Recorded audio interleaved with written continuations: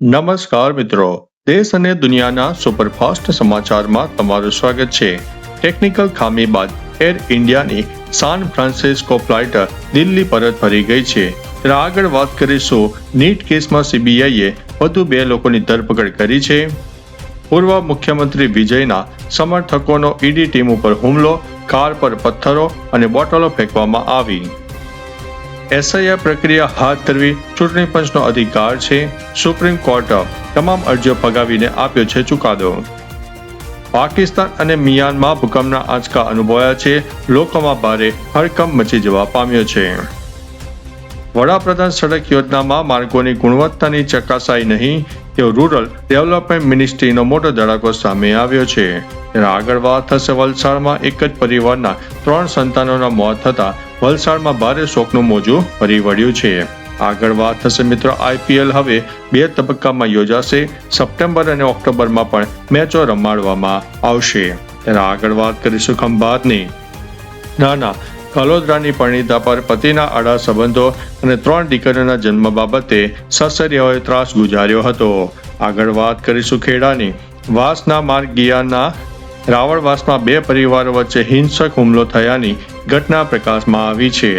આગળ વાત થશે બોરસદની સ્ટુડન્ટ વિગ્રા પર ગયેલી યુવતીના કેનેડા બોર્ડર પરથી લાશ મળી આવતા પરિવારમાં શોકનો ગરકાવ થઈ ગયો છે।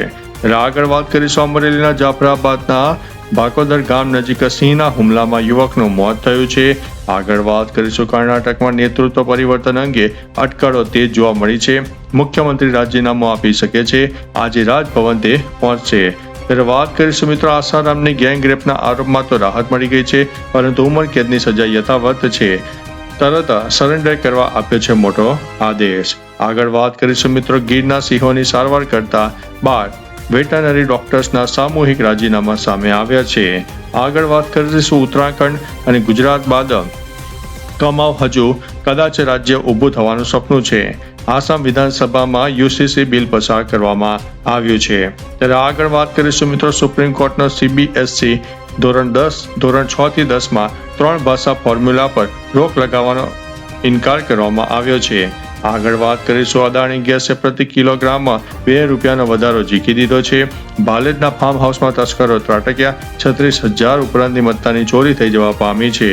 આગળ વાત કરીશું સેવાલિયાની સાસરિયાઓએ ત્રાસ ગુજારીને વાદની પરિણીતાને કાઢી મૂકતા ફરિયાદ દાખલ કરવામાં આવી છે।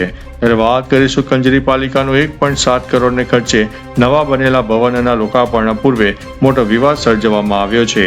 આગળ વાત કરીશું ભૂમેલ ઓવરબ્રિજ પાસે ડમ્પરની ટક્કરે એક્ટિવા પરથી પટકાયેલા આણંદની 2 મહિલાઓ પર ફ્લોટિંગ ટાયર ફરી વળતા મોત થઈ જવા પામ્યું છે।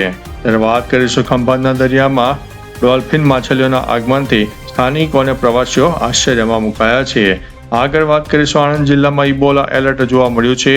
બોરસદ બાદ ગામડીમાં ફફડાટ, યુગાન્ડાથી આવેલા યુવકને હોમ ક્વોરન્ટાઇન કરવામાં આવ્યો છે।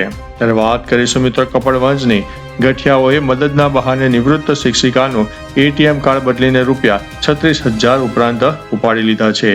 આગળ વાત કરીશું ભદ્રપદમાં ડીજે સિસ્ટમના સ્પીકરના મામલે 4 શખ્સો યુવકને ગદડા પાટુનો માર માર્યો। ત્યારે વાત કરીશું મિત્રો બોરસદની ડાલી ચોકડીએ શાકભાજીના દુકાનદાર સાથે સમાધાન મામલે દંપતીએ ઝઘડો કરીને માર માર્યો હતો। આગળ વાત કરીશું આણંદની આરટીઓમાં સર્વરની સમસ્યાથી અરજદારોને વેડફાતો સમય સામે આવ્યો છે। ત્યારે વાત કરીશું પીજની પરિચિત પાસેથી ઉછીના પરત પેટેના 4 લાખનો ચેક રિટર્ન કેસમાં 2 વર્ષની કેદની સજા, બમણો 8 લાખ રૂપિયા દંડ ફટકારવામાં આવ્યો છે। આગળ વાત કરીશું અમદાવાદની અકલાણાના યુવકે ધાક ધમકીથી સગીરા પર બળાત્કાર ગુજાર્યો હતો અને ફોટા વાયરલ કરતા 20 વર્ષની કેદની સજા ફટકારવામાં આવી છે। તો ચાલો મિત્રો ફરીથી દેશ અને દુનિયાના સુપરફાસ્ટ સમાચાર લઈને મળતા રહીશું। ત્યાં સુધી અમને રજા આપશો। નમસ્તે।